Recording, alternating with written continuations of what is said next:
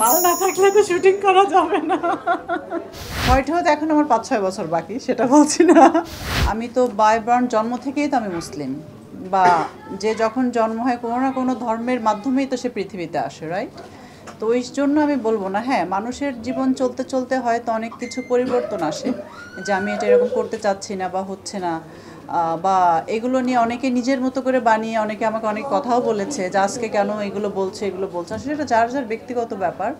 তবে অনেকেই বলে দেখি আজকাল শুনি যে এরকম মাথায় কাপড় দাও না বা এরকম করে আসো সিনেমার নায়িকা, তোমরা আবার ইসলামিক কথা বলো, নামাজ পড়ো, এগুলো তখন আমাদেরকে খুব কষ্ট দেয়। আসলে আমরাও তো মানুষ, কারণ এটা যদি নিয়মে থাকতো যে সিনেমার হিরো হিরোইনরা মানে তাদের ধর্ম নিয়ে কথা বলতে পারবে না এভাবে, তাহলে তো এটা সর্বপ্রথম আমার কাছে মনে হয় যে যখন আমরা উমরাতে যাই, হজে যাই, ওই জায়গাটায় আমরা যেতে পারতাম না। কারণ ওইখানে তো সবার জন্য খোলা উন্মুক্ত, যে সবাই আসো তোমরা, এই যেভাবে আসার নিয়ম এগুলো মেনটেন করে।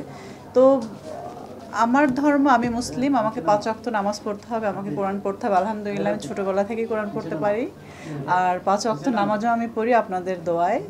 তো চেষ্টা করি যতটুকু চলার। তো এটার জন্যই যে সরে যাচ্ছি বা এরকম কোনো কিছু না। আসলে আমার কাছে মনে হয় যে আমাকে আর মানাবে না 2-4-5 বছর পরে, কারণ একটা হিরোইন কিন্তু তাকে খুব সুন্দর দেখাতে হবে, ইয়াং থাকতে হবে, হিরোইনের মতো মানে আছে না যে একটু বয়স 40-র কাছাকাছি হয়ে, 40 হতে এখন আমার 5-6 বছর বাকি, সেটা বলছি না। মানে শেষ হতে তো এরকমই হয়ে যাবে মনে করি, এই 3-4-5টা ছবি যেটা আছে। সো এইগুলোই আসলে রিজন, ধর্মের জন্য না।